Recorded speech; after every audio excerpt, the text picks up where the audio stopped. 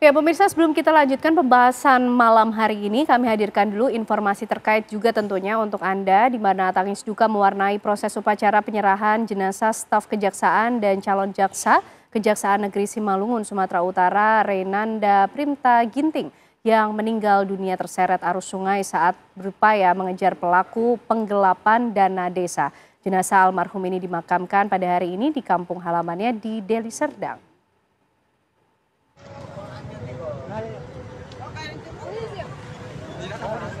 Sejumlah pegawai kejaksaan hadir mengiringi prosesi pemakaman Renanda Primta Ginting, staf kejaksaan dan calon jaksa Kejaksaan Negeri Simalungun, Sumatera Utara, yang meninggal dunia karena terseret arus Sungai Silau Piasa di Kabupaten Asahan saat mengejar kepala dan bendahara desa terduga pelaku penggelapan dana desa. Tangis duka mewarnai proses penyerahan jenazah Sabtu pagi tadi. Kepala Pusat Penerangan Hukum Kapus Penkum Kejagung, Harli Siregar pun tampak hadir di lokasi penyerahan jenazah almarhum Renanda Ginting. Harli menyebut dirinya bangga terhadap dedikasi almarhum dalam menjalankan tugas. Dan tentunya ini menjadi duka yang mendalam bagi semua insan Adiaksa di mana pun berada. Dan pada kesempatan yang baik ini kami juga menyampaikan rasa bangga dan penghormatan yang tinggi kepada almarhum atas dedikasi dan teladannya. Dan ini menjadi cerminan bagi semua insan Adiaksa di mana pun berada. Sebelumnya dikabarkan Renanda Primta Ginting, 26 tahun, staf pidana khusus Kejaksaan Negeri Simalungun, hanyut terbawa arus Sungai Silau Piasa, Jalan HM Yamin Kisaran, Kabupaten Asahan, saat mengejar 2 daftar pencarian orang DPO kasus penggelapan dana desa. Saat melakukan penyergapan kepala dan bendahara desa Banjar Hulu, Simalungun, di sebuah kafe di pinggir sungai, 2 DPO ini melakukan perlawanan dan melarikan diri ke arah sungai. Renanda pun mengejar kedua target hingga turut menyeburkan diri ke sungai untuk menangkap. Kedua DPO berhasil ditangkap pegawai kejaksaan yang lain saat naik ke daratan. Namun korban Renanda tenggelam terbawa arus sungai. Jenazah korban berhasil ditemukan tim SAR gabungan Basarnas dan BPBD Asahan 3 km dari lokasi pertama korban hanyut. Dari Medan, Sumatera Utara, Alfiansyah Ferrari Narotama, TV One mengabarkan.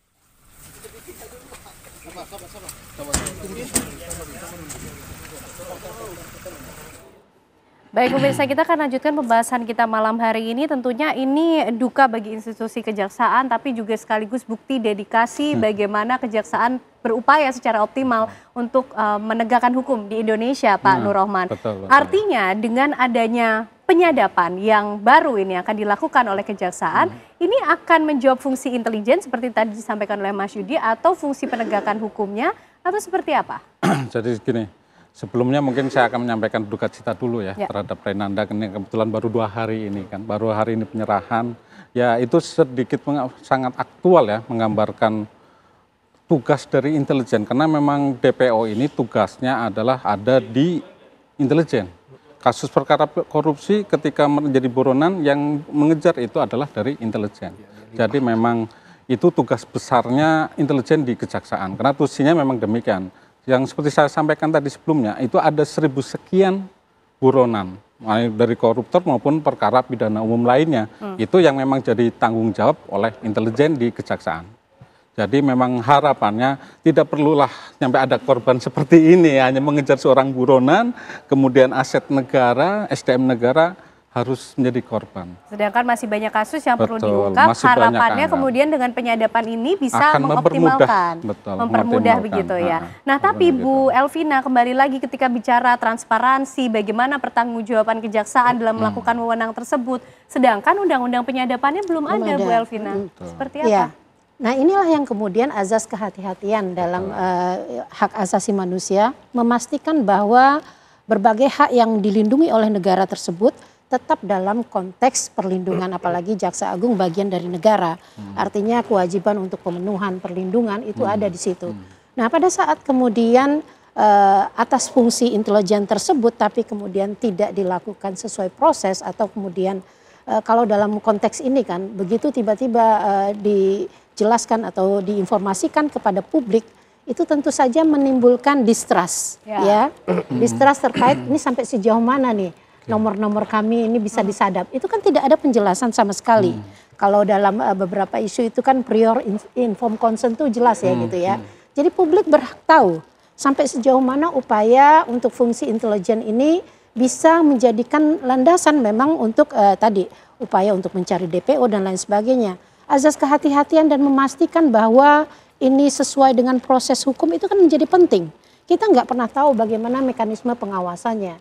Kita nggak tahu sejauh mana misalnya nomor-nomor ini misalnya digunakan untuk fungsi intelijen itu seperti apa. Kita juga nggak pernah tahu bagaimana apakah ada mekanisme komplain.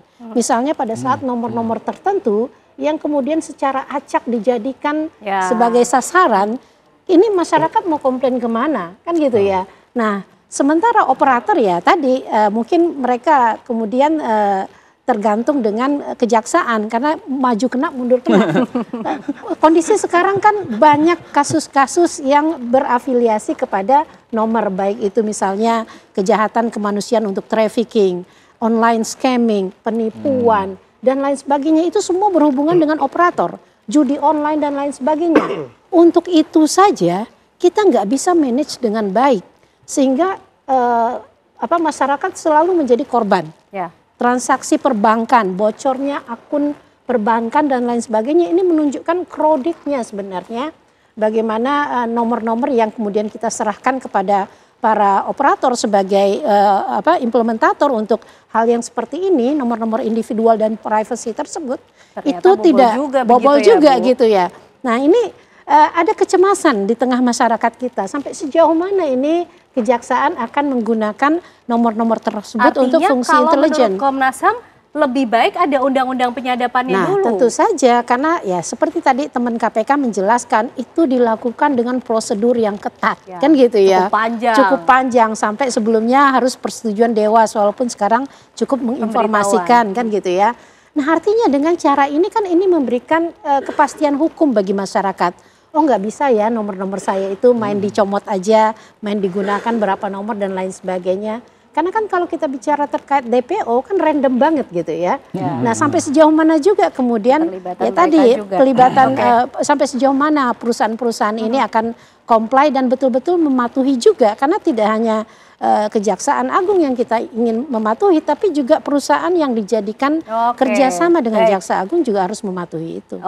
Nah, Mas Yudi, kalau berdasarkan pengalaman dulu di KPK, ketika menjalankan penyadapan ini, tingkat keberhasilannya sampai berapa persen sehingga akhirnya bisa betul-betul mengungkap sebuah kasus 100% kah? Atau ini seperti apa sih untuk memperkuat bukti-bukti yang ada? Ya sudah saya sampaikan ya, bahwa ketika kita ingin menyadap kan kita kan itu kan menjadi suatu petunjuk ya, menjadi nanti kan jadi barang bukti elektronik hasil dari penyadapan tersebut. Dan kan yang menarik adalah bahwa kita bisa menjadikan itu petunjuk gitu ya, yang kemudian kita bawa ke persidangan dan kita perdengarkan, sehingga disitulah tadi benar dikatakan oleh Ibu ya, bahwa nomor-nomor mana yang disadap itu kan kalau di dalam proses itu kan rahasia. Tetapi ketika dia sudah sampai proses penyidikan, itu kan diperdengarkan kepada para saksi atau tersangka dan kemudian dibawa ke persidangan. Di situ kan akan ketahuan, oh ternyata nomor ini disadap dan sebagainya. Memang inilah yang menarik ya, menjadi banyak pertanyaan. Ketika di awal nomor kita disadap itu bagaimana gitu kan. Nah, maka akhirnya kepercayaan kepada penegak hukum itulah yang menjadi nomor satu, bahwa tidak akan menyalahgunakan kewenangan. Itu saya katakan bahwa tentu ketika kita punya kewenangan penyadapan, tentu kan kita juga kita membatasi HAM orang lain. Disitulah makanya harus ketat, nggak boleh sembarang misalnya gara-gara saling kenal, nomor ini dong disadap, nggak boleh. Termasuk saya katakan bahwa teman-teman yang melakukan penyadapan, yang berikan tugas, itu mereka tidak akan berani memasukkan nomor yang akan disadap kecuali udah ada sprintnya. Jadi nggak main asal gitu kan, atau dia nggak bisa. Dan artinya semua ada supervisi. berdasarkan pengalaman presentase keberhasilannya cukup tinggi kan? Kalau keberhasilan kan cukup tinggi pada saat itu. Ya, makanya kenapa KPK sempat di tahun 2018 sampai 30 kali melakukan OTT. Namun ya sekarang saya melihat ada perubahan di tahun ini mungkin hanya 2 gitu kan. Ada operasi tangkap tangan. Kenapa ini terjadi? Itu sebabnya maka saya sebenarnya MOU yang dilakukan oleh kejaksaan dengan provider saya setuju gitu ya. Kenapa? Karena tadi provider kan juga ingin menjaga bisnis mereka. Sehingga harus ada dasar mereka juga untuk bisa membantu ya penegak hukum, dan hal ini kan MOU dengan kejaksaan.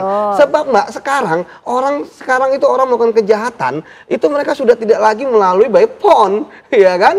Bahkan ya tadi saya katakan, apa, Mas Yudi? Ya mereka sudah komunikasi lisan, pertemuan di ruang tertutup, ya. Dan kemudian yang paling parah lagi adalah mereka sekarang banyak menggunakan nomor-nomor asing. Ya saya lihat aja di handphone saya ada beberapa orang kok pakai nomor asing gitu kan. Sekarang udah hal yang sekarang juga, kalau dulu kan nomor asing agak sulit. Kita harus ke luar negeri dulu, membeli di sana, ya kan, dengan ongkos, dengan pesawat gitu ya. Kemudian beli nomor asing di sana, kita buang SIM cardnya, kita pakai nomor. Ya, kemudian kalau sekarang udah ada di Indonesia banyak. Itu yang pertama. Kemudian yang kedua, sekarang juga modus-modusnya kan juga sudah berubah. Percakapan itu udah bukan lagi pakai sosial media yang biasa kita gunakan, Telegram, WA dan sebagainya. Sekarang kan udah banyak percakapan-percakapan yang hanya untuk berapa orang, dibuat privat lagi. Jadi ya menurut saya bahwa sebenarnya tadi saya sepakat dengan Mas Roman bahwa ini kan salah satu yang menjadi salah satu cara ya untuk bisa menangkap para buronan. Namun ya efektivitas dan sebagainya kalau sekarang agak sulit, apalagi kalau misalnya koruptornya ada koruptor yang melek teknologi. Oke, nah Mas Yudi, kalau sekarang jadi agak sulit, artinya kan challenge ke kejaksaan yang baru akan melakukan fungsi atau melakukan teknik penyadapan ini akan lebih ketat lagi karena harus punya keyakinan berapa persen terhadap nomor-nomor yang akan dimintakan izin untuk disadap. Nah, kalau keyakinan, Mbak, ya kadang-kadang yang penting adalah bagi saya bukan masalah keyakinan kita ya, tapi bagaimana kita mampu menjelaskan bahwa nomor ini adalah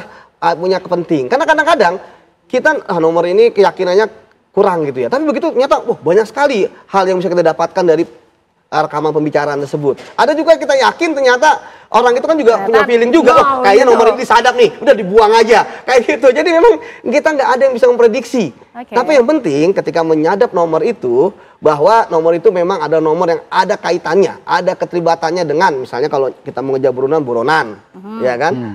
Itu seperti itu. Karena kalau masalah nanti apakah ada isinya atau enggak, kita nggak pernah tahu. Karena kadang-kadang mereka juga punya koruptor atau penjahat punya feeling juga. Dan kadang-kadang mereka bukan tidak kalah cerdas juga untuk melakukan tindakan-tindakan hukum. Betul ya, sekarang kan kalau mereka mendaftar ke provider dan sebagainya kan sekarang kita bisa ngelihat banyak data-data di googling aja. Kakak ya kan, itu ada KTP NIK, daftarnya pakai punya orang. Iya kan, jadi ya mereka juga nggak kalah cerdas. Tetapi yang saya katakan bahwa terkadang kan penjahat itu kan ada apesnya juga.